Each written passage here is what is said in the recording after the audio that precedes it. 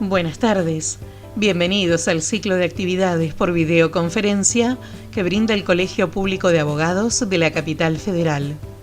Hoy, como actividad organizada por el Instituto de Derecho Romano que dirige el doctor José Carlos Costa, contamos con las doctoras Leticia Inés Núñez y Silvina Aquino, que nos hablarán de elementos naturales de la compraventa, una mirada desde Roma al Código Civil y Comercial. Les recomendamos que mantengan los micrófonos en silencio para evitar interferir en la locución de las expositoras y de surgir alguna pregunta, la realicen vía chat. Ahora sí, le damos la palabra a las doctoras. Bienvenidas. Hola, ¿qué tal? Buenas tardes a todos. Realmente es un placer nuevamente estar aquí junto a Mirta y nuestras queridas disertantes. Esta es la última actividad del año del colegio. Este año hemos tenido 4 o 5 actividades y realmente, en primer lugar, quiero agradecer, como lo hacemos siempre, en nombre del instituto, a las autoridades del colegio, que ya hace años que nos han confiado este espacio y venimos trabajando en forma, digamos, académica permanentemente. También a las autoridades de infoacadémicas, que son los que en particular hacen esta actividad y nos dan todo el apoyo. También a nuestros queridos profesores visitantes de otras universidades que nos están acompañando o prontamente se van a acceder. Es el caso de Cristina Filippi, Haroldo Gabernet, que son los titulares de los institutos de Córdoba, de Derecho Romano y de La Plata, y también de Laura Echenique, que forma parte del Instituto de Córdoba. Y otros profesores más también invitados, que no voy a repetir los nombres porque me voy a olvidar seguramente de alguno, les pido disculpas, pero sé que están aquí y les estoy muy agradecido, más los miembros del instituto, más otros romanistas matriculados, más otros colegas que no son romanistas pero están matriculados y están presentes. Y además sé, porque me lo dicen, mucha gente después lo ven por los canales de la facultad, perdón, del colegio. Una vez que está grabado y está subido, sé que mucha gente en la comodidad de sus hogares y de sus tiempos los lee. El tema que nos toca hablar hoy, que es breve lo que voy a decir, que son los elementos naturales de la compraventa, es un tema muy actual. Es un poco el signo de que el derecho romano sigue estando vigente, porque vamos a advertir, según lo que van a hablar nuestras queridas disertantes, que lo que los romanos, ya sea el derecho clásico o posclásico, estuvieron trabajando sobre estos elementos, pasaron en mucho y se han, digamos, instalado en nuestra normativa, ya sea en Vélez y en el actual código. Es un tema muy importante. Algunos dicen que son elementos naturales del acto jurídico, que no forman parte del acto jurídico por ser naturales, que son propios de la compraventa. Bueno, es un tema que hasta nosotros los romanistas estamos permanentemente en negociación y en discusión, digamos, académica sobre el tema. Eso no tiene mucha importancia, tampoco quiero robarles minutos a las disertantes. Muy agradecidos a todos. Y ahora sí, mi querida colega Mirta Beatriz Álvarez va a hacer un pequeño raconto de quiénes son las disertantes para aquellos que no la conocen. Adelante, Mirta. ¿Qué tal? Buenas tardes, bienvenidos a todos, muchas gracias por acompañarnos. Las voy a presentar a las dos expositoras ahora en el orden que van a exponer. Primero Leticia Núñez y después Silvina Aquino. Leticia Núñez es abogada y procuradora recibida en la Facultad de Derecho de la Universidad de Buenos Aires, diplomada en Derecho Romano Público y Privado en la Universidad Abierta Interamericana, diplomada en Historia y Estrategia 1 también en la Universidad Abierta Interamericana, jefe de trabajos prácticos regular y profesora adjunta interina de Derecho Romano en la Facultad de Derecho de la Universidad de Buenos Aires, y profesora adjunta de la Facultad de Derecho y Ciencias Políticas de la Universidad Abierta Interamericana, de la Universidad de San Isidro, de la Universidad John Fitzgerald Kennedy, miembro permanente y ex vocal titular de la Asociación de Profesores de Derecho Romano de la República Argentina, ADRA por sus siglas, miembro permanente de la Asociación Iberoamericana de Derecho Romano, AIDROM por sus siglas, miembro de la Escuela Serviana Iuris Romani. investigadora en formación como miembro activo de los proyectos de CID 2010-2012 y 2012-2014, e investigadora de la Universidad Abierta Interamericana UAI y de la Universidad John Fitzgerald Kennedy. Miembro del Instituto de Derecho Romano del Colegio Público de Abogados de la Capital Federal y autora y coautora de diversas ponencias y publicaciones en la especialidad de Derecho Romano, tanto en Argentina como en el extranjero.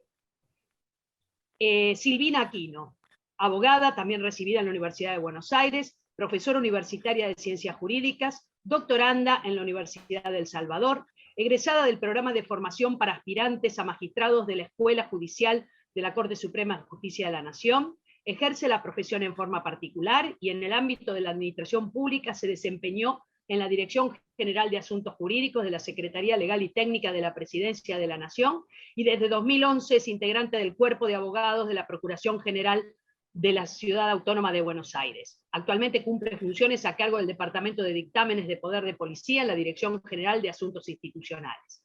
Ayudante regular de Derecho Romano en la cátedra del Dr. Costa en la Universidad de Buenos Aires y de Derecho Administrativo en la cátedra de Gallego Federiani, también de la Facultad de Derecho de la Universidad de Buenos Aires.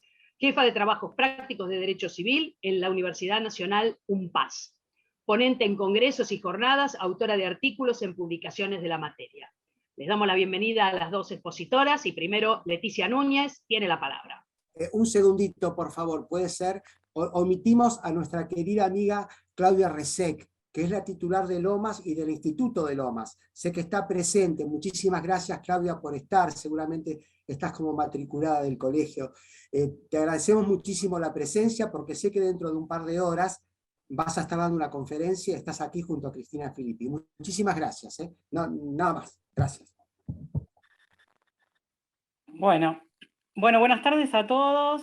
¿Cómo les va? Quiero agradecer en principio al doctor Costa, a Mirta, a las autoridades del instituto por darnos esta maravillosa oportunidad de poder exponer hoy y darnos este espacio, tanto a la doctora Silvina Aquino como a mí. Bueno, el tema que nos trata hoy, justamente como dijo el doctor Costa, son los elementos naturales de la compraventa. Justamente vamos a tratar y a exponer brevemente un recorrido histórico desde Roma al Código Civil y Comercial de la Nación, tanto los vicios redivitorios como la garantía de evicción.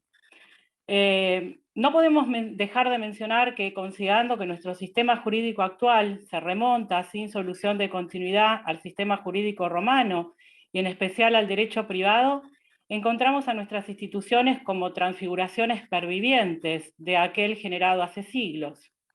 En la presente exposición analizaremos brevemente, dentro de las obligaciones, la figura contractual de la compraventa, en especial los elementos naturales, que son los vicios redivitorios y la garantía de evicción, comparando y morigerando el sistema originario y su aplicación y eficacia actual, sosteniendo la utilidad de aquellos conceptos que supieron darle origen y hoy se mantienen transmutados en el derecho vigente de nuestro Código Civil y Comercial. Para ello debemos abordar brevemente, porque sí sabemos que es muy largo el tema, el contrato de la compraventa para poder continuar con los vicios y con la garantía de evicción. Previamente, al análisis de la figura de la garantía de los vicios redivitorios que nos convoca y de la garantía, es preciso desarrollar este contrato de compraventa, y por ello es preciso destacar que en el derecho romano los contratos consensuales son aquellos que se perfeccionaban por el mero consentimiento, es decir, por el consensus, sin ser un requisito necesario ninguna formalidad verbal o escrita.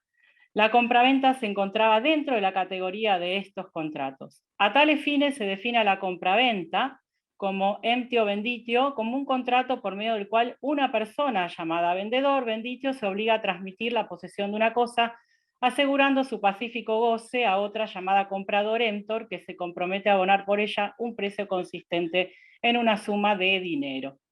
La compraventa se trata de un contrato bilateral, sinalagmático, perfecto, oneroso, conmutativo y de buena fe, en donde los sujetos comprador y vendedor, el consentimiento, la capacidad del objeto del precio son sus elementos. En relación al consentimiento, rige en Roma el principio de que nadie puede ser obligado a vender una cosa contra su voluntad. Desde la época clásica se acostumbró a utilizar el instituto de las arras. Respecto al objeto de este contrato, lo constituyen bienes corporales, tanto muebles como inmuebles, como res incorporalis. En referencia al precio de la compraventa, que es necesario que se trate justamente por el tema de los vicios redivitorios, este debe tener los siguientes caracteres: debe ser en dinero, debe ser cierto, debe ser verdadero, y en la última época se agregó otra característica, es que debía ser justum, es decir, debía ser justo. Respecto a que debía consistir en dinero, hubo una controversia entre las diferentes escuelas. Los proculeyanos opinaban que debía ser necesariamente in pecunia numerata, es decir, un dinero constante, y los sabinianos, en cambio, admitían que podía ser en otras cosas como un esclavo, una toga o un fundo del otro contratante. Justiniano le dará la razón a la primera de las escuelas, es decir, a la pecunia numerata. La certidumbre del precio radica en la determinación o posibilidad de determinación exacta del monto del precio. Y el precio a su vez debe ser verdadero, es decir, verum, en el sentido que no sea simulado, porque de lo contrario habría una donación. Esto fue hecho a veces para eludir las normas prohibitivas de ciertas donaciones. Respecto de la compraventa emanan dos acciones, ¿sí? La actio empty, que puede ejercerla el comprador contra el vendedor, su propósito era lograr la posesión de la cosa vendida, y la actio venditi, que puede ejercerla el vendedor contra el comprador, donde su propósito era exigir el pago del precio de la cosa vendida y eventualmente el pago de interés u otros accesorios. Por ser la compraventa un contrato de buena fe, como elementos naturales, es decir, implícitos de la compraventa, aparece la garantía de evicción, que es justamente la garantía de los vicios jurídicos, y los vicios redivitorios, que es la garantía de los vicios materiales. Habiendo expuesto esta breve síntesis sobre el contrato de compraventa, ahora me referiré justamente a los vicios redivitorios en su origen, sobre todo en Roma, para pasar después al Código Civil y Comercial. En referencia al origen de la figura de la garantía por vicios ocultos, la misma fue reconocida por el derecho romano. Los vicios redivitorios también fueron denominados vicios ocultos, siendo aquellos que disminuyen el valor de la cosa vendida y afectan u operan directamente en el precio, y que el vendedor debe responder frente al comprador por los mismos. Esto implicaba que en principio el vendedor responde ante el comprador por los vicios que tenga la cosa y que él hubiera silenciado de manera dolosa. Por ejemplo, se aseguró la existencia de ciertas cualidades esenciales que luego la cosa no tuvo. Pero ocurre que esto no bastaba, por cuanto la cosa vendida puede adolecer de vicios ocultos, entendiéndose que el vendedor pudo no estar anoticiado de ello y por lo tanto no existir dolo. Entonces, para prevenirlo, se utilizaba la garantía de una stipulatio, comprometiéndose el vendedor a responder por ellos. Es importante destacar que la cuestión de los vicios ocultos va a ser objeto de especial tratamiento por parte de los ediles curules, que tenían bajo su cuidado los mercados y quienes en su edicto, a propósito de los negocios que versaban sobre esclavos o animales de tiro y carga, van a establecer como elemento implícito en la compraventa la responsabilidad del comprador por los vicios ocultos denominados también redivitorios. A su vez se otorgaban dos acciones a elección del comprador. Una llamada lactio redivitoria, cuyo objetivo era la resolución del negocio, de tal modo que se devolviera el precio pagado contra la entrega del objeto comprado, solo se podía ejercitar dentro de los 6 meses siguientes al negocio.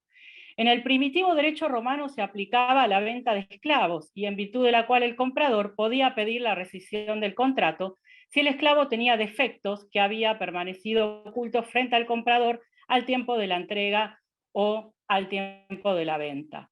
En el derecho justinianeo, la redivisión se muestra ya como resolución de la venta, a solicitud del comprador, quien reclamaba el precio pagado contra la devolución de la cosa enajenada por el vendedor.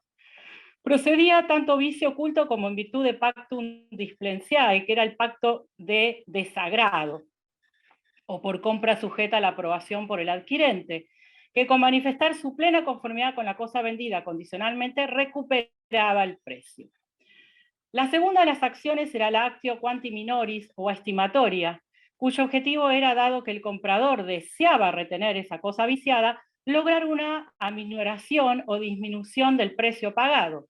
Se podía ejercitar dentro del año y se aplicaba a la venta de animales, por la cual en el mismo caso el comprador podía pedir la reducción proporcional del precio. Finalmente, Justiniano extendió o extenderá todas estas acciones a toda clase de compraventa. Esta garantía tuvo una similar evolución a la de la garantía de evicción, apelando a una terminología que apareció siglos más tarde, donde se puede afirmar que pasó de ser un elemento accidental, como bien explicaba el doctor Costa en su introducción, del contrato, a ser un elemento natural, ¿sí? Acá justamente entramos en esta discusión doctrinaria. En la fase final de la evolución de esta figura en el derecho romano, el comprador contaba con 4 acciones, que era la actio ex stipulatu, para el caso en el cual se acordó algo al respecto mediante una estipulación, actio empti, que era para el caso en que el defecto había sido conocido por el vendedor, y la actio redivitoria, que era independiente del conocimiento del vicio que hubiese tenido el vendedor, y cuyo objeto era lograr la resolución del contrato. Y por el otro lado, y la última, era la actio quanti minoris, que dijimos antes, cuyo objeto era lograr la reducción del precio.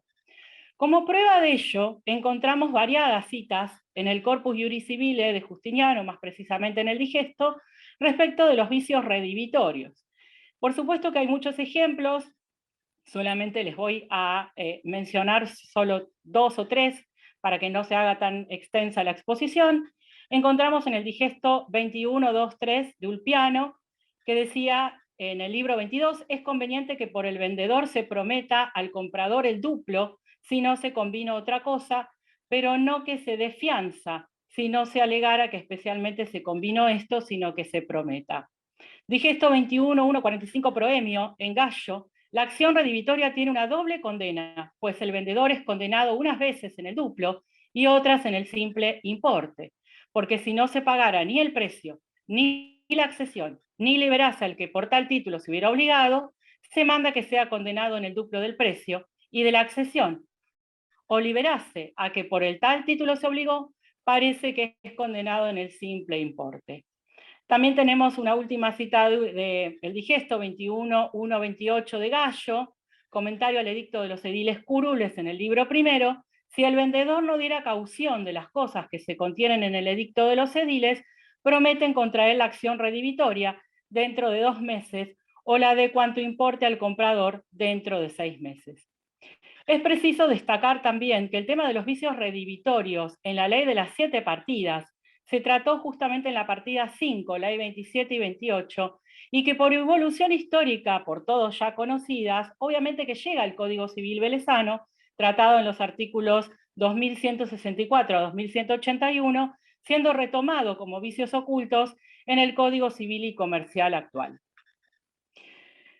Ahora, llegando a esta fase, digamos, final del origen, ¿sí?, de lo que fue los vicios redivitorios en Roma, podemos destacar que también, como dijimos antes, tiene su evolución y llega hasta nuestros días al Código Civil y Comercial actual, donde primeramente cabe destacar que en el Código Civil de Vélez, los vicios redivitorios y los defectos ocultos eran tratados como sinónimos, mientras que bajo el nuevo Código Civil y Comercial, el defecto oculto es el género y el vicio redivitorio es la especie. El defecto oculto, para ser relevante, debe darse en primer lugar sobre la materialidad de la cosa, lo que lo diferencia justamente de la garantía de evicción, de existir antes o al momento de la enajenación, y debe ser desconocido para el adquirente. A su vez, los vicios redivitorios como especie se caracterizan porque el defecto hace impropia la cosa para su destino, por razones estructurales o funcionales, de tal modo que el adquirente, de haberlos conocido, no hubiere contratado o hubiere pagado un precio significativamente menor. Por lo tanto, no se ven comprendidos dentro la responsabilidad por vicios. Los defectos leves de estructura o de funcionamiento no hacen a la esencia de la cosa. Es decir, aquellos accesorios o secundarios que por su poca monta no disminuyen el bien en lo que es su sustancia. Por lo tanto, debemos considerar que no son vicios ocultos los defectos aparentes, ostensibles o manifiestos, y que el adquirente pudo haber conocido por medio de un examen ordinario. En caso de ser requeridos conocimientos técnicos o científicos para la adquisición, se aplicarán los usos del lugar de la entrega. a fin de determinar qué puede considerarse vicio oculto y qué no. En cuanto al tratamiento del tema que nos convoca en el Código Civil y Comercial de la Nación, podemos mencionar que en el artículo 1051 se definen justamente a los vicios redivitorios y trata el contenido de la responsabilidad por los vicios ocultos, la cual se extiende a los defectos no comprendidos en las exclusiones del artículo 1053 y los vicios redivitorios, considerándose tales los defectos que hacen a la cosa impropia para su destino por razones estructurales o funcionales, o disminuyen su utilidad, a tal extremo de haberlos conocido, el adquirente no lo habría adquirido, o su contraprestación hubiese sido significativamente menor. Del análisis de esta normativa surge que el parágrafo tercero ya parte de identificar que se trata de la responsabilidad por vicios ocultos, con lo cual se advierte que el Código Civil y Comercial sigue la metodología de considerar los vicios ocultos en general, para luego diferenciar cuáles generan responsabilidad de los cuales no generan la responsabilidad. Es así entonces que el artículo 1051 se encarga de precisar cuándo el vicio oculto genera responsabilidad. Y en el segundo caso son los vicios redivitorios, los cuales se definen siguiendo las pautas del Código Civil. Si se destaca como una nota tipificante que el defecto debe hacer la cosa impropia para su destino, sea estructural o funcional, agregando que amplía el espectro de estos casos, o disminuyen su utilidad. El artículo 1052 considera que un defecto es vicio redivitorio si lo estipulan las partes con referencia a ciertos defectos específicos, aunque el adquirente debiera haberlos conocido, si el enajenante garantiza la inexistencia de defectos o cierta calidad de la cosa transmitida, aunque el adquirente debiera haberla conocido el defecto o la falta de calidad, y si el que interviene en la fabricación o en la comercialización de la cosa otorga garantías especiales. Sin embargo, excepto estipulación en contrario, el adquirente puede optar por ejercer los derechos resultantes de la garantía conforme a los términos en que fue otorgada. Esto se traduce en una ampliación convencional de la garantía. La referencia a la ampliación del concepto de este artículo resulta más acorde que el sistema usado en el Código Civil velezano. El artículo indica en qué casos a un defecto puede considerárselo como vicio redivitorio, que estos son el acuerdo concreto sobre ciertos defectos, aún para el caso de que puedan ser conocidos por el adquirente, la garantía de inexistencia de defectos o calidad, aunque el adquirente pudiera conocerlos, y la garantía especial otorgada por el que interviene en la fabricación o en la comercialización. El artículo 1053 trata las exclusiones diciendo que la responsabilidad por defectos ocultos no comprende los defectos del bien que el adquirente conoció o debió haber conocido mediante un examen adecuado a las circunstancias del caso al momento de la adquisición, excepto que haya hecho reserva expresa respecto a aquellos, y los defectos del bien que no existían al tiempo de la adquisición. La prueba de su existencia incumbe al adquirente, excepto si el transmitente actúa profesionalmente en la actividad a la que corresponde la transmisión. La responsabilidad que se desarrolló en este capítulo es objetiva, existe con independencia de que el enajenante hubiese actuado de buena fe. En el artículo 1054, que versa sobre el ejercicio de la responsabilidad por defectos ocultos, el adquirente tiene la carga de denunciar expresamente la existencia del defecto oculto al garante dentro de los 60 días de haberse manifestado. Si el defecto se manifiesta gradualmente, el plazo que se cuenta desde que el adquirente pudo advertirlo. El incumplimiento de esta carga extingue la responsabilidad por defectos ocultos, excepto que el enajenante haya conocido o debido conocer la existencia de los defectos. ¿Qué nos quiso decir aquí el legislador con este artículo? Que toma la base de regulación del contrato particular del Código Civil, la adapta, la moderniza y ubica en esta parte general de los contratos para que su alcance pueda unificarse. También la norma incorpora un supuesto novedoso, que justamente es la manifestación gradual del defecto. En tal caso, el plazo se inicia desde que el adquirente pudo advertirlo. Acá sí se asemeja a la idea de descubrimiento, solo que se fijará en el momento que razonablemente debió haberlo descubierto. Y también resulta importante tener presente que la falta de cumplimiento de la carga de denunciar produce la extinción de la responsabilidad. El artículo 1055 refiere a la caducidad de la garantía por defectos ocultos, manifestando que la responsabilidad por defectos ocultos caduca en el caso que la cosa fuera inmueble cuando transcurren 3 años desde que la recibió, y si la cosa es mueble cuando transcurren 6 meses desde que la recibió o puso en funcionamiento. Este artículo recoge estas cuestiones tratadas de forma aislada para ciertos contratos y con cambios, y refleja una regla general de tiempo para que la manifestación del vicio oculto sea útil para disparar la responsabilidad del obligado. Y obviamente no debe confundirse con la prescripción, ya que el propio artículo ya lo indica cuando lo remite, digamos, al libro pertinente. Entonces se fijan 2 plazos de caducidad según sea la naturaleza de la cosa. El artículo 1056 establece el régimen de las acciones. El acreedor de la garantía dispone del derecho a declarar la resolución del contrato si se trata de un vicio redivitorio o si medió una ampliación convencional de la garantía. El artículo 1057, ya voy finalizando, el artículo 1057 trata el defecto subsanable diciendo que el adquirente no tiene derecho a resolver el contrato si el defecto subsanable, el garante ofrece subsanarlo y él no lo acepta. Entonces queda a salvo la reparación de daños. Y por último, el artículo 1058 del Código Civil establece la pérdida o deterioro de la cosa, donde éste sostiene que si la cosa perece total o parcialmente a causa de sus defectos, el garante soporta su pérdida. ¿Esto qué significa? Que si la cosa se pierde como consecuencia del vicio, no se aplica el principio general de que la cosa perece para su dueño, pues el vendedor, quien debe soportar las pérdidas y por ende devolver el precio por imperio de la resolución del contrato, y la solución dispuesta en el artículo 1058 resulta lógica y concordante con el resto del ordenamiento jurídico. El fundamento de esta responsabilidad reposa sobre el equilibrio de las prestaciones que debe existir en los contratos onerosos. Y si la causa de la pérdida del bien es un vicio preexistente o coetáneo en la contratación en virtud de la responsabilidad asumida, corresponde que sea el transmitente quien sufra la pérdida del bien. Es dable destacar que antes de la vigencia del Código Civil y Comercial había 3 regímenes sobre los vicios redivitorios: el del Código Civil, el del Código de Comercio y el de la Ley 24.240. Y en la actualidad existen entonces solamente 2, el de los artículos 1033 a 1043 del Código Civil, del artículo 1051 a 1058 y el de la Ley 24.240, Defensa del Consumidor. ¿Qué podemos llegar a decir a modo de conclusión acerca de los vicios?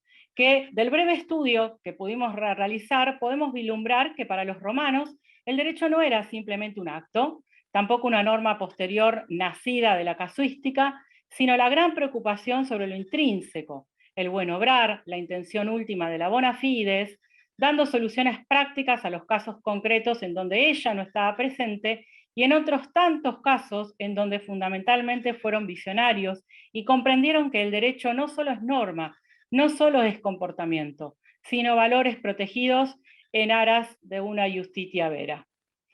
Bueno, ahora le cedo la palabra a mi compañera, la doctora Silvina Aquino, para que pueda explayarse sobre la garantía de evicción. Les agradezco a todos por la paciencia. Bueno, muy buenas tardes, ¿qué tal? ¿Cómo están?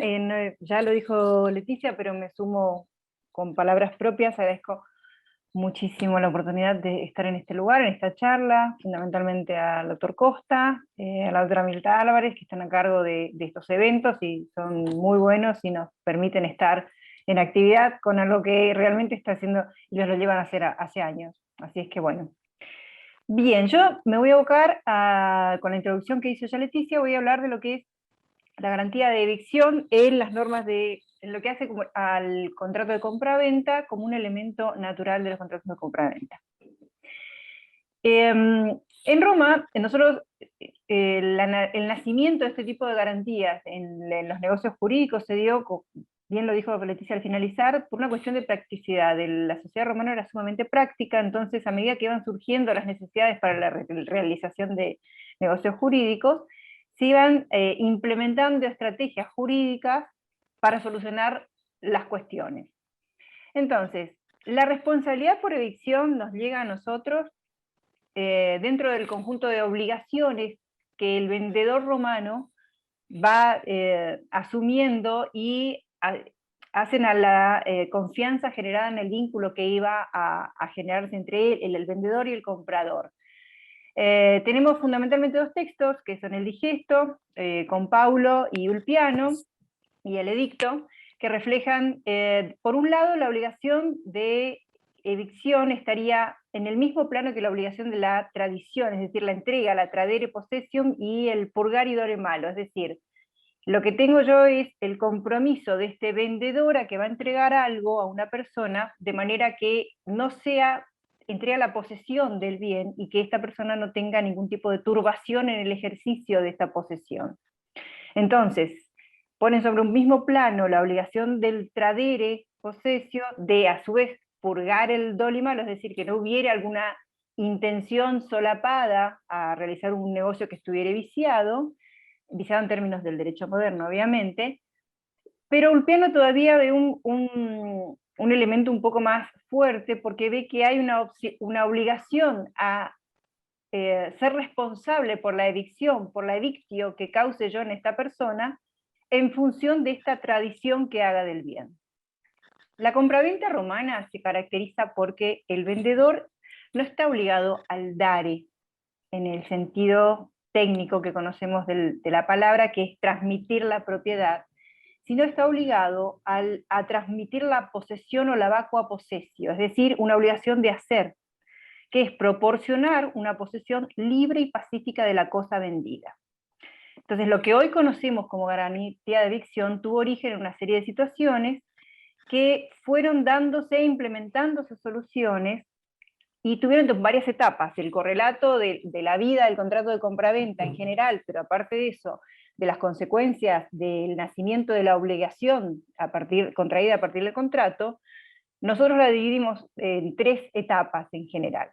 La primera de las etapas está vinculada a las épocas del derecho quiritario, cuando el ius quiritum era la norma del ius de las civitas. Entonces esto tenía una carga bastante peculiar, porque permitía hacer un hilo lógico entre esta posesión que yo transmitía a través de la compraventa y la autoritas con la que daba este derecho, de manera que el otro, al ejercerla, tenía ese sustento para para reclamarme a mí como tradens que le hubiese dado un ius limpio, sano, una posesión vacua. Entonces, la persona que en la primera etapa, y en realidad en todas, pero en la primera etapa es garante y debe responder por esta posesión pacífica de la cosa, que es objeto de la compraventa, tiene con el comprador una obligación que es de garantía. Esta garantía, en esta primera etapa, la compraventa, que es conocida como una emptio venditio manual o real, se desarrolla entre el emptor y el ventitor y se entregan precio y cosas recíprocamente. El negocio jurídico no se perfecciona por el consentimiento como en la segunda etapa y ya al final, sino que se hace a través de la entrega mutua de cosas, mediante actos que son solemnes. Estamos hablando de la época del ius quiritum, es decir, los inicios de Roma. Entonces hablamos de las formas solemnes de transmisión, y tenemos la res mancipi, las res nec mancipi, y las formas en que se transmiten entre los ciudadanos, que es a través de la mancipatio. La mancipatio es este ritual que todos conocemos, no todos, pero entendemos, un ritual de formas muy solemnes, con 5 ciudadanos romanos, que deben ser púberes, un sexto que realiza el acto de sostener una balanza y el cobre. Entonces hay una declaración de una de las personas, que es la que adquiere y que recibe la propiedad de la cosa. Entonces todo este acto simbólico, todo esto que tiene la efectividad de perfeccionar el negocio, debe hacerse con la presencia de aquel que puede dar la cosa, es decir, el que tiene la autoritas. Tanto hablo de autor y de autoritas en realidad, porque la protección que nace al vendedor al momento en que se le transmite la cosa, es justamente en cabeza del autor, de aquel que le transmitió, del que le entrega la cosa y la posesión, y por lo tanto, ese autor es el que debe defender a este nuevo propietario si es turbado en la posesión porque se presenta alguien que pone en crisis la existencia de tal derecho, de ese ius, en un juicio de reivindicación. Entonces, en un primer momento lo que existe es la obligación que se contrae desde el momento en que existe la celebración de este acuerdo. Se obliga, el nacimiento de la obligación es la de proteger con carácter de tutor el tipo de ius que se otorga al otro. Si aparece un tercero, lleva a juicio al nuevo adquirente, la obligación que nace en cabeza del autor es la de presentarse y defender la propiedad que él había dado. Ese es el tipo de tutoría que tiene, que es sobre la posesión. Por eso mencioné al principio que había puesto, en realidad, Ulpiano decía que la subordinación de la obligación de evicción se hacía a la obligación del tradens, del que da la tradición de la cosa, que entrega la cosa.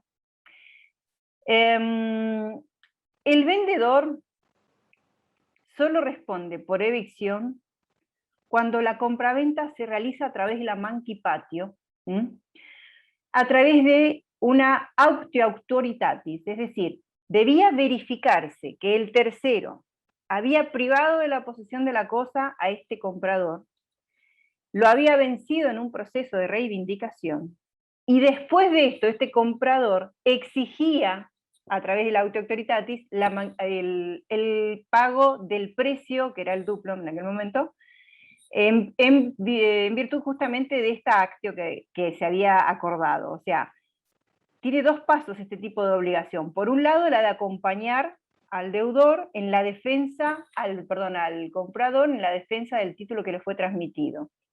Defenderlo al punto de no poder invocar razones propias, sino que defender el título que se había dado porque se había dado justamente en justa ley. Entonces, después de esto, la obligación de abonar o de ser responsable por esta evicción causada nace a partir de justamente la condena la sentencia que lo tiene por perdidoso, y de ahí tiene que pagar a través del auto autoritatis el duplum del valor real de la cosa.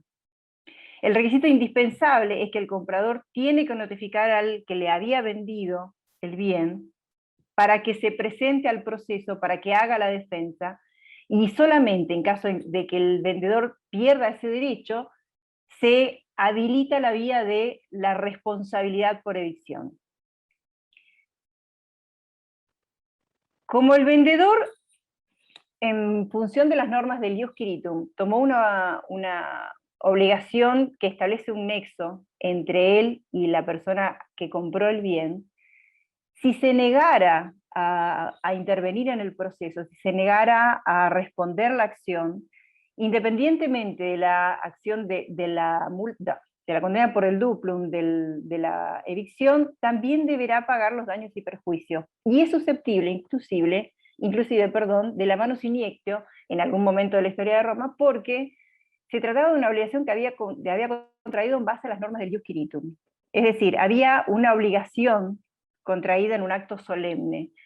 De allí que la defensa de la evicción, más allá de perder, lo grave era no presentarse a juicio, o de hecho, eventualmente, haber actuado dolosamente, y en ese caso tengo justamente toda la responsabilidad.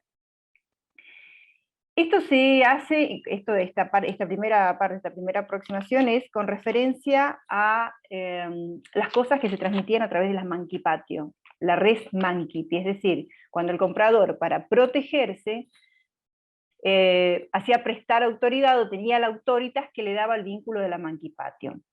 ¿Qué pasa cuando esto no existía, cuando no era posible hacer una mancipatio? En estas situaciones, sobre todo a través de Cicerón, que fue comentado por Arangio Ruiz en varios de sus textos, uno de los textos es las conversaciones que tuvo, justamente las charlas o el comentario sobre las cartas entre Cicerón y Atticus con referencia a los bienes que dejaba Cicerón en Roma al momento de su viaje, y aparece la figura de alguien que no puede realizar una mancipatio porque no está presente, pese a ser la persona que tenía la autoritas para realizar esto, y garantizar con su presencia la garantía de dicción sobre la garantía de dicción sobre los bienes que transmitía. Entonces aparece una suerte de una stipulatio de secundum mancipi que se funda en la idea de una garantía, y la presencia de un garante es también un acto solemne para el caso de evicción, si hubiere de darse el que efectivamente alguien reclamara con mejor título, y si tuviera que pagarla, y también es por el duplum.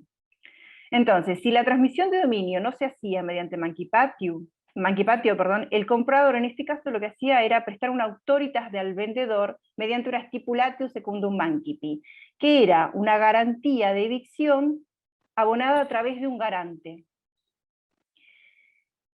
Es una suerte de promesa en realidad, y es una promesa de intervención de un garante realizada de manera verbal, es una obligación que se contrae por el uso de la palabra, o sea, verbalmente, y que aparece en la venta de las cosas que son res mancipi, pero en ese momento la persona que tiene autoridad para darlas no está presente, o bien se trata de una venta que se celebró en algún momento, se llamaban mancipatios número 1, era con la entrega de una moneda de cobre en representación del pago, y en ese caso el vendedor, o sea, lo que se establecía era esta garantía de evicción que se extendía analógicamente y se usaba para garantizar la responsabilidad cuando no hubiera autoritas, porque la venta no era por el rito de la mancipatio común.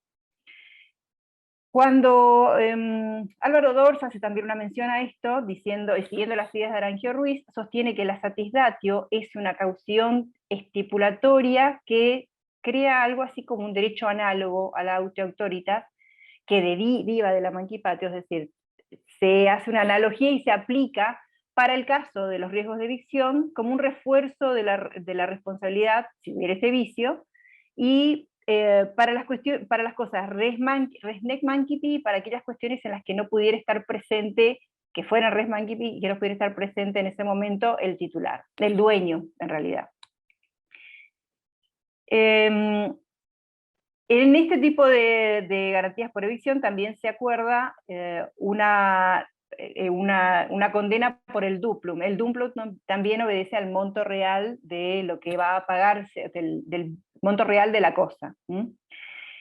Sin embargo, en este segundo tipo de garantías, esta satisdatio, en la que se habla, son muchos términos, pero es una suerte de accesorio, podía acordarse por la cosa un menor valor, e inclusive podía acordarse el duplum o 3 veces o 4 veces el valor de la cosa. Inclusive no, de hecho, en las institutas de Gallos, comentadas por el doctor Di Pietro, en el libro con la traducción y los comentarios, se habla de una estipulación que ha sido mencionada por Barro muy antiguamente para hablar del ganado menor, que era res nec mancipi, y se transmitía por esta vía, de esta forma. Se solía emplear a la compraventa el agregado de una stipulatio duplae, para la cual el vendedor lo que hacía era comprometerse en indemnizar con el duplo del precio si sucedía uno de los reclamos por evicción, y se utilizaba esto mucho con los esclavos, al punto en que en el desarrollo de este tipo de garantías de evicción estuvieron muy involucrados los edires curules, en el caso de los esclavos, en las ventas impuestas, en las condiciones de venta impuestas a los esclavos, donde se ha labrado en las actas de Transilvania, se había llegado a establecer que era indispensable que el comprador y el vendedor del esclavo diera una garantía de evicción conjuntamente con la venta del esclavo. Si el origen de la estipulación nosotros la encontramos básicamente en el ius civile, cuando hablamos nosotros del ius honorarium, nos vamos a encontrar con la actividad que han tenido los edires curules para el desarrollo de la stipulatio dupla de pecuniae, como es el caso de esto. Finalmente, en esta primera etapa, también podemos señalar que se usaba para las cosas de menor valor una stipulatio avere licere, que se refería al valor de la cosa en la medida de su interés, es decir, no tenía un valor específicamente dado la condena por la garantía de evicción, sino que de acuerdo a lo que valiera al interés de la persona, es decir, el interés que tenía en ese momento, en cuánto repercutía de valor para la persona que lo hubiese perdido por garantía de evicción. La segunda etapa del contrato de compraventa y del elemento de la natural, que es la garantía de evicción, en Roma se da porque aparece la figura de la bona fides. Y la bona fides, además de impregnar todo el derecho romano, se pone sobre el contrato de compraventa, de manera que modifica sustancialmente el contenido del contrato de compraventa, y se consideraba que era contrario a la buena fe no efectuar una estipulación de garantía de evicción. De allí que se llegó a articular se llegó a articular la actio empty, o es una acción de compra, para constreñir al vendedor a dar la garantía de evicción, que se podía pautar por el duplo o por el valor simple, de acuerdo a las costumbres vigentes y al momento de la compra. Todo esto estaba establecido en el digesto, en varias partes en general, pero lo que acontece con esta actio es que empieza a ser vista como un elemento que permanece en el contrato de compra-venta y sigue hasta el final de la época romana que vemos nosotros, que es la época de Justiniano. Con la actio empty yo lo que hago es, llamo al vendedor para que me entregue la garantía por el valor que debe ser, y si el comprador era vencido en la evicción, inclusive antes de haber podido reclamar la stipulatio, se entendía que la promesa estaba sobreentendida, entonces se daba por hecho en aras de la bona fide, y el vendedor debía responder como si se hubiese entregado la cosa. Es decir, la garantía de evicción en esta instancia es tenida como un elemento natural del negocio de la compraventa, que existe per se. Y existe, inclusive si las partes no las hubieran incorporado. Por la actio venti, el vendedor quedaba directamente ligado a la consecuencia de la evicción. Ahora, esta evicción podía ser total o parcial, ya sea si en el juicio era vencido el comprador en forma total y debía desprenderse de la cosa, o bien si era vencido parcialmente y su derecho, su posesión, será turbada en parte, por ejemplo, por una servidumbre, o por tener que padecer ser el condómino de un esclavo, por ejemplo. Entonces, en esta función de la evicción, lo que hace es, justamente en aras de la bona fides, es o se abona el total de la cosa, o el duplo en todo caso, o se abona el duplo de aquella parte en que hubiese sido afectado el derecho. Existía la posibilidad de pactar la desobligación de la garantía de evicción, con ciertas limitaciones. Fundamentalmente debía estar prevista clara y específicamente el pacto de no prestar garantía de evicción en el acuerdo que se hiciere, ya sea totalmente o con alguna reducción. Pero también en función de la bona fides, que es el elemento que se introduce en el contrato de compraventa, si la persona ha actuado con dolo, si se ha callado el gravamen, si se ha silenciado y no ha contado, en ese caso, en función de la bona fides, ese pacto no rige más. Y el pacto de exclusión de responsabilidad de ninguna manera puede significar que, en el caso de aplicarse la compraventa a una cosa prendada, esgrimir la garantía de evicción, porque significaría que yo doy en garantía con evicción una cosa que ya tiene un derecho mejor, un acreedor prendario por sobre la cosa, entonces de ninguna manera, en función de justamente del principio de bona fides, puedo afectar tanto el contrato anterior como el contrato de compraventa que estoy celebrando por segunda vez. Es decir, yo tengo la garantía, la imposibilidad de frenar, la imposibilidad de aplicar en este momento del contrato de restricción de la evicción para las cuestiones donde se quiebra el equilibrio y se se crea un perjuicio para alguna de las partes, ya sea el acreedor anterior o en el caso del nuevo comprador se oculta el vicio. Dentro de la tercera etapa de lo que se desarrolla en los contratos de compraventa, como se va fijando como pauta de las garantías de evicción, tenemos las condiciones en las que con el Código de Justiniano comenzó a regirse la responsabilidad que contraía el vendedor en función del contrato de compraventa celebrado.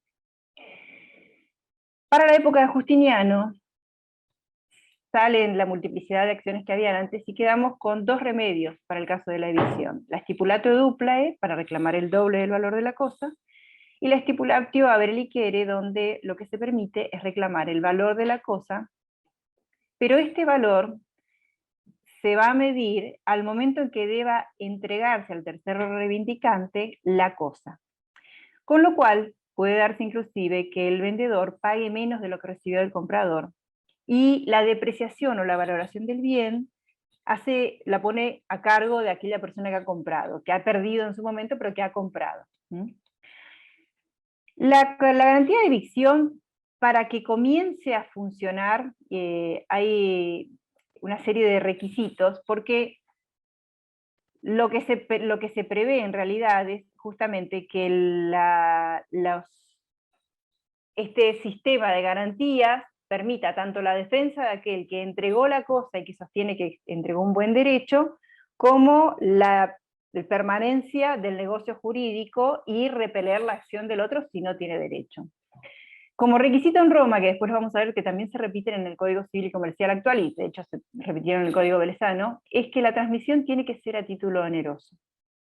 Para que exista la garantía de evicción, es imprescindible que el derecho que ataca a este tercero derive de una transmisión que tuvo lugar por un negocio entre el adquirente y el comprador, perdón, y el vendedor, y es una adquisición que tiene que estar delegada sí o sí, o sea, derivada sí o sí de un negocio jurídico, tiene que tener un valor comercial sí o sí.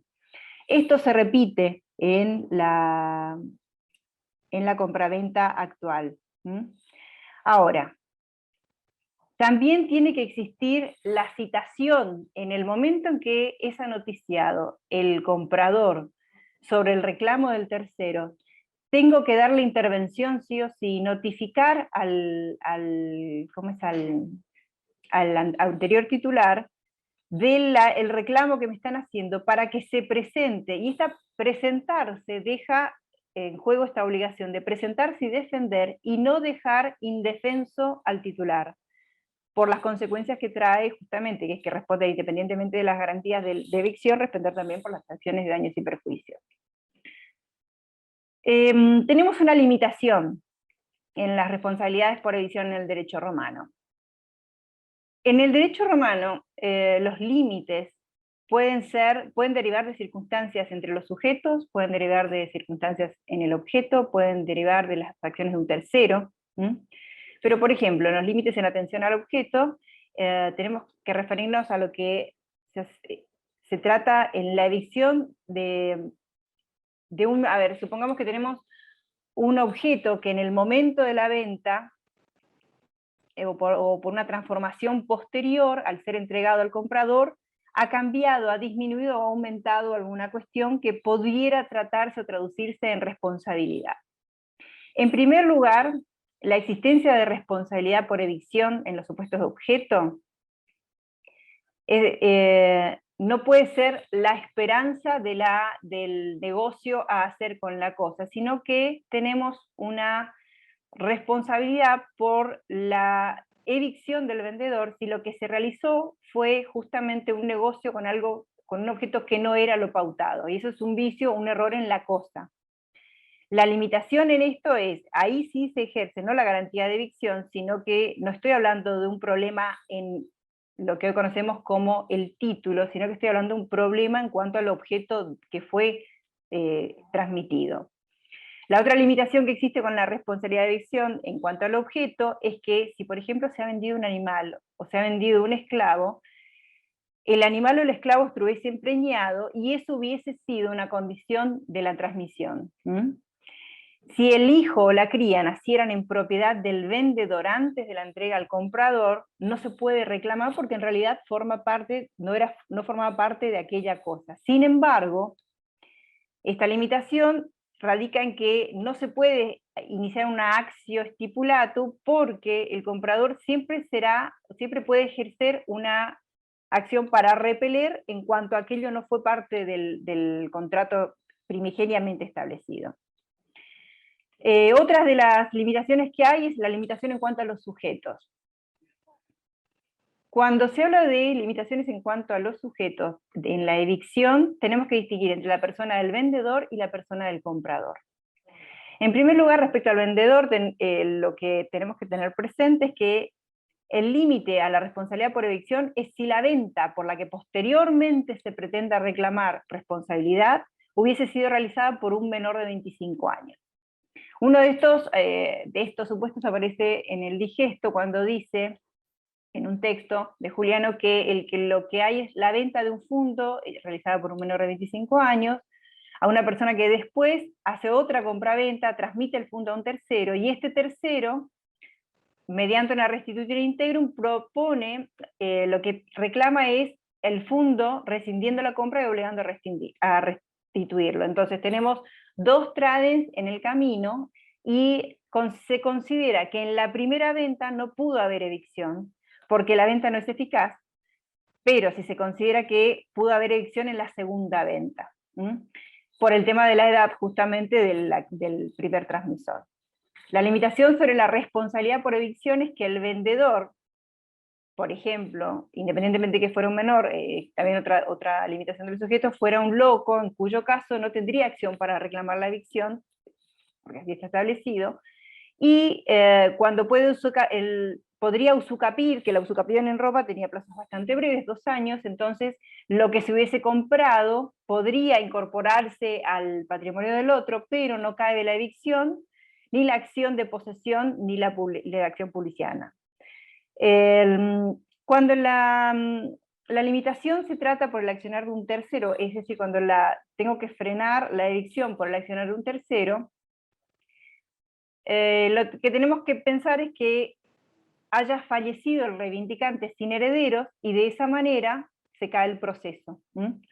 Si no tiene herederos, por más que haya iniciado la reivindicación, la acción se detiene. Entonces, hay un supuesto que la sentencia definitiva, por más que sea desfavorable al comprador, pero fallece el verdadero propietario, la cosa permanece en poder de la persona, porque no hay posibilidad de adquisición por el fisco o por la venta, ni por acreedores. Entonces, en este supuesto, lo que se determina, que determina Gallo, es que lo que debe garantizar el vendedor es la pacífica posesión, y en este caso no hay perturbación porque falta quien perturbe la posesión porque justamente ha fallecido. Bueno, vimos la parte de Roma. Yo lo que voy a hacer ahora es una pequeña reseña de lo que está previsto en el Código Civil y Comercial. Fundamentalmente, en la parte del Código Civil y Comercial, en la forma en que nosotros habíamos planteado la compraventa y la garantía de evicción, cómo debía funcionar, cuando nosotros pensamos en la garantía de evicción, en el Código Civil y Comercial actual tenemos un régimen donde se habla de una obligación de saneamiento que está prevista legislativamente por un mismo texto, y en el caso de la garantía de evicción, cuando se habla de la transmisión de un título oneroso, el Código Civil y Comercial, a título oneroso, el Código Civil y Comercial específicamente prevé, en el 1033, que están obligados al saneamiento por evicción, es decir, la garantía por evicción, el transmitente de bienes a título oneroso. Es decir, esta condición de que el negocio jurídico tenga un contenido patrimonial se pervive tanto en la normativa de Vélez como ahora. Esta garantía se vincula con la transmisión de un derecho que eventualmente puede parecer un vicio. Entonces, si un derecho es adquirido originariamente, por ejemplo, la apropiación de un objeto que ha sido considerado por error en cabeza de otro, la demanda de reivindicación, frente a la demanda de reivindicación no existe garantía de evicción. Es decir, Cuando la cosa es de nadie, no existe garantía de evicción. Se excluye la transmisión de la garantía de evicción, puede operar a título oneroso, debe operar a título oneroso, y no se da garantía de evicción por las transmisiones a título gratuito. En el 1556, si bien es una parte que ya irrumpe dentro de la normativa que está hablando sobre los vicios redivitorios, se establece la regla de que el donante, y ahí está hablando de una transmisión a título gratuito, solo responde por la evicción cuando hay excepciones específicamente mencionadas.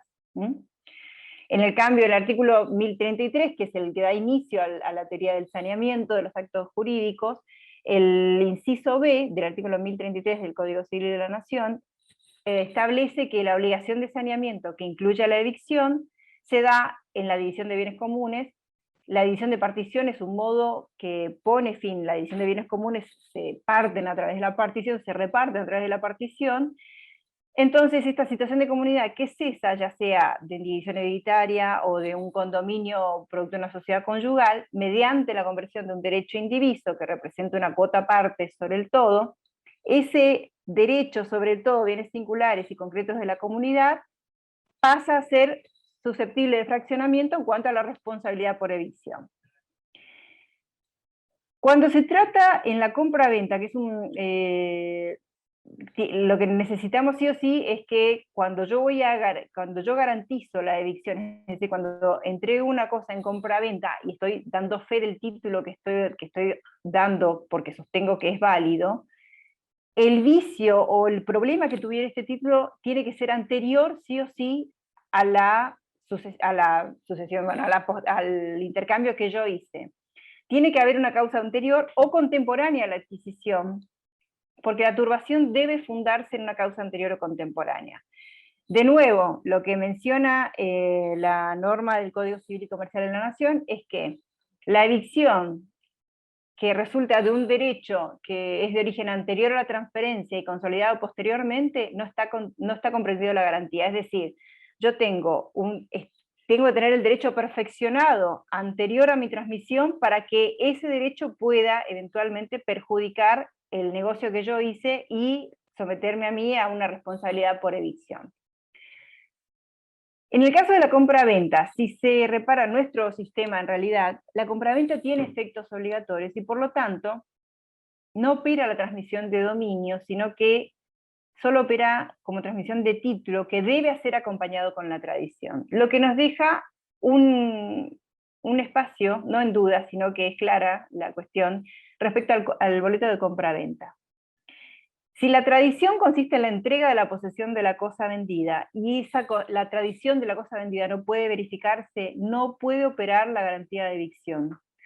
Porque si la cosa se encuentra poseída por un intruso, no hay garantía de evicción en cuanto al título que tenía, porque no tenía la posesión pacífica ni vacua al momento del inicio. Entonces, no puede ocurrir sobre una cosa varias relaciones con poder o con el mismo poder, de la misma especie. Entonces, si yo no pude entregar la posesión de la cosa con el boleto de compra-venta, no pude hacer nacer la garantía de evicción en cabeza de aquel responsable que suscribió como vendedor.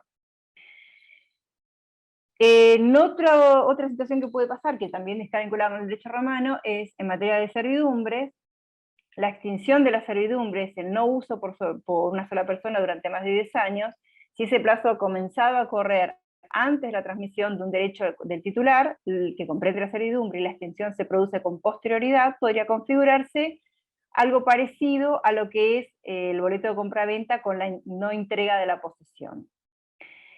En el Código Civil y Comercial se prevé justamente que sí o sí tengo que citar al que tiene el deber de garantía, en los términos del 1046, establece que es una facultad del adquirente la de instar la acción junto con el garante. Como en el litigio también están comprometidos los intereses de quien debe responder por la evicción, entonces se concibió esa citación como un deber del garantido. El 1048 establece que cesa la responsabilidad por evicción si el adquirente no cita al garante o lo hace después de vencido el plazo que establece la ley procesal, que es una norma de rito de los lugares de cada jurisdicción. ¿Qué es lo que pasa con la obligación del garante de no turbar? Cuando se cita garante a juicio, el garante lo que no puede hacer es exactamente lo mismo que habíamos dicho en Roma, no puede articular defensas que no sean dirigidas a defender el título en cabeza de aquel que lo intentaba hasta ese momento de ser turbado. No puede, o sea, esto está, se ve como una, o sea, no puede, el que debe garantía no puede vencer al otro, sino que no puede hacer reclamaciones fundándose en un derecho que está relacionado con los vicios del derecho que él transfirió. Entonces, la inclusión de las turbaciones de hecho, si yo lo que hago llamando al garante es que este garante invoca, o sea, involucra o realiza diligencias que en realidad tienden a que se pierda el juicio, sí o sí va a hacerse valer la garantía de evicción. La privación del derecho en la sentencia, lo que necesito yo justamente es que esa sentencia que se está dictando, esa sentencia que se dictó, me prive a mí del derecho que se me había transmitido para que de esa manera hagan hacer la obligación de indemnizar. Esto es exactamente lo mismo que el sistema establecido en Roma, donde lo primero que hace es convocarse al defensor de la propiedad que había, de la compraventa que había transmitido, del título que había transmitido, y luego de ello, si no puede hacerlo, no defiende o pierde por alguna cuestión jurídica del procedimiento, bueno, una cuestión de la sentencia, a partir de ahí hacen hacer el derecho indemnizatorio. En el Código Civil y Comercial, en general, se recogieron los fundamentos del Código Civil de Vélez, que básicamente también traen las nociones del Código Romaní, de las institutas de Justiniano en las cuestiones de la garantía de evicción, y si bien el Código Civil y Comercial no hace una referencia a la evicción en las transacciones, en general, se entiende que sí existe una suerte de declaración sobre la garantía, pero lo que la garantía de evicción tiene que involucrar sí o sí la transmisión de un derecho. De ahí es que en el contrato de compra-venta, la transmisión de dominio de la cosa, que constituye el objeto de la compra-venta, además del modo suficiente, tengo que tener, además del título, tengo que tener el modo suficiente, que es la tradición. Un título suficiente es el contrato de compra-venta, pero tiene que requerirse sí o sí de ser celebrado por escritura pública, independientemente de eso tiene que haber la tradición. Si se hubiera celebrado solamente el contrato de compra-venta en un boleto privado, no hay transmisión de dominio del inmueble, porque falta el requisito de la transmisión de acuerdo a las formas que está prevista por la ley, que es por una escritura pública y el asiento, y el adquirente por boleto de compra-venta dispone en defensa de sus intereses los derechos que le brinda las obligaciones del otro a llevar adelante las promesas de contratos celebrados, pero no la garantía de evicción. El artículo 1044 del Código Civil, el inciso B. Perdón, Silvina, Sí. las autoridades me están diciendo que ya... Estoy con el tiempo, perdón. Totalmente, estamos vencidos, era No maravilloso. miré el reloj, perdón. Les pido... Está bien. Si podés terminar en pocos segundos. Solamente con un comentario. Es que nuestro Código sí, Civil y por favor, Comercial por favor. reunió el saneamiento de los vicios de estos contratos, de la garantía de evicción y los vicios redditorios en un solo capítulo, y que en realidad esto hace que haya una cierta confusión sobre el alcance de cada uno. Cierro ahí porque bueno. no quiero, perdón. No, al contrario, me resultó a mí un poco largo. Grosero interrumpir, pero el colegio tiene una serie de esquemas y después tiene otra actividad No, por favor. No, y son las 18, no miré el reloj, discúlpenme. No, está bien. Vicio propio. Bueno, concluyo. Lamentablemente, salvo que la autoridad me lo indique, pero me parece que no hay tiempo para las posibles preguntas. Mirta Álvarez se tuvo que retirar porque tenía un compromiso, ya me había dicho, con UFLO. Realmente ha sido maravilloso la forma que han encarado el tema, cómo lo han ubicado en Roma, cómo han venido a nuestros días, cómo lo ubican el derecho del consumidor, el aviso reditorio, cómo está la garantía de evicción desde el derecho antiguo, derecho del utilitario en adelante. Realmente está instalado, yo lo he visto todavía en en escrituras que los escribanos ponen y la garantía de evicción. Es decir, es un tema que, como dije al principio, es un signo de que el derecho romano sigue estando vigente en la normativa actual. Alguno, no sé, yo creo, Nicolás, creo que está Darío desde el punto de vista del colegio. Creo que no hay más tiempo, ¿no? Doctores, tienen 5 minutitos más. No sé si quieren hacer el cierre de la actividad y un saludo final. Está bien. ¿Hay alguien que quiera hacer alguna pregunta cortita como para que los expositores puedan contestarlos de modo breve? Me gustaría, no me gusta cercenar la posibilidad. Si hay alguno que quiere hacerlo, con todo gusto en estos 5 minutos. Si no hay nadie, yo sin anteojos realmente ya cada vez veo menos, y lo reconozco. Si no hay nadie, bueno, yo agradezco enormemente a ambas disertantes, que además de temas intrincados pertenecen al instituto nuestro acá del colegio. Realmente muchísimas gracias. Gracias a la concurrencia, porque ha sido muy importante por el horario y demás, una concurrencia de las más, digamos, nutridas, y eso también les agradezco mucho a todos. Perdón, ¿hay alguna pregunta que quieren hacer? ¿Algo que quieren decir? ¿No? Bueno. Entonces, un aplauso grande tanto para Leticia como para... Gracias. Muchísimas gracias. Agradeciendo a los profesores que nos han acompañado, Gabernet, Filippi y Resec, y nosotros viajamos realmente, porque en una hora estamos en Córdoba, en la otra actividad. Bueno, un beso grande a todos. Gracias. Bendiciones para todos. Chao.